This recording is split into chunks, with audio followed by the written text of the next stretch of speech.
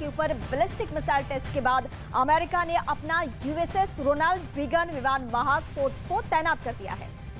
Japan की पूर्वी सागर में उत्तर कोरिया को जवाब देने के लिए ये युद्धक विमान वाहक पोत तैनात किया गया है।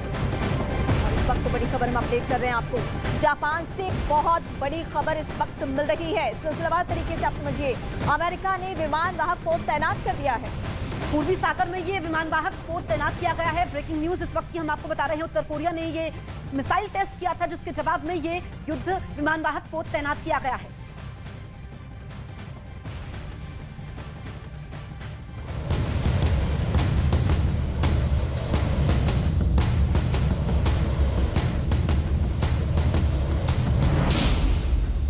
नॉर्थ कोरिया की मिसाइल टेस्ट से बजी खतरे की घंटी।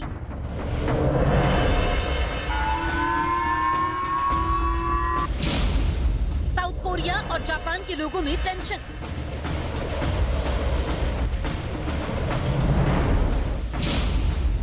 किम जोंग की सेना के निशाने पर कौन? इस बार किम के मिसाइल फायर करते ही खतरे का सायरन जापान में बजा,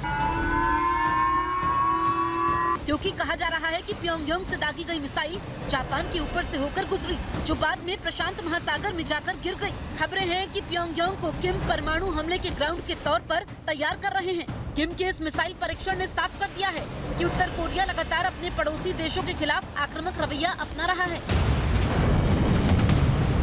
और किम के लिए ये भी कोई बड़ी बात नहीं कि मौका मिलते ही वो परमाणु हमला कर दे, क्योंकि वो पहले ही अपने देश को परमाणु हथियारों के इस्तेमाल की खुली छूट दे चुके हैं। साथ ही किम ने ये भी साफ कर दिया था कि वो अपने परमाणु हथियारों को खत्म करने के लिए किसी भी कीमत पर समझौता नहीं करेंगे।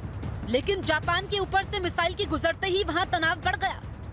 सामने आई तस्वीरों में सड़कों पर सन्नाटा पसरा दिखा और वहाँ के एक इलाके में सायरन की आवाज सुनाई दी।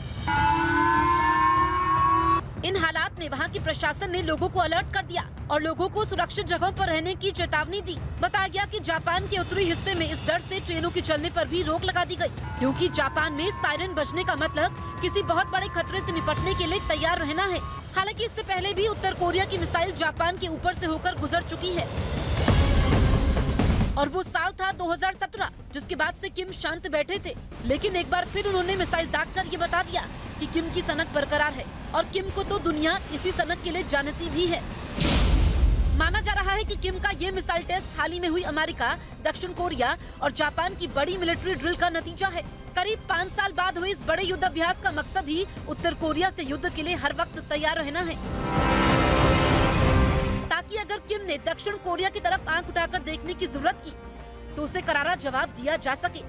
मतलब साफ है कि किम आर पार के मूड में है और ना तो उन्हें दक्षिण कोरिया का डर है और ना ही उसका साथ दे रहे अमेरिका का।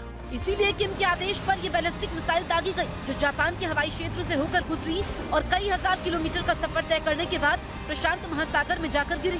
हालांकि बताया जा रहा है कि इससे वहां किसी को कोई नुकसान नहीं पहुंचा, लेकिन संयुक्त राष्ट्र ने उत्तर कोरिया पर बैलिस्टिक मिसाइल के परीक्षण और परमाणु टेस्ट करने पर रोक लगाई हुई है। बताया जा रहा है कि किम ने इस बार जो मिसाइल दागी उसने प्रशांत महासागर में गिरने से पहले करीब 4500 किलोमीटर तक उड़ान भरी और 1000 किलोमीटर तक ऊंचाई पर भी गई। कहा तो ये भी जा रहा है कि उत्तर कोरिया की ये पहली ऐसी मिसाइल है जिसने इतनी लंबी दूरी तय की।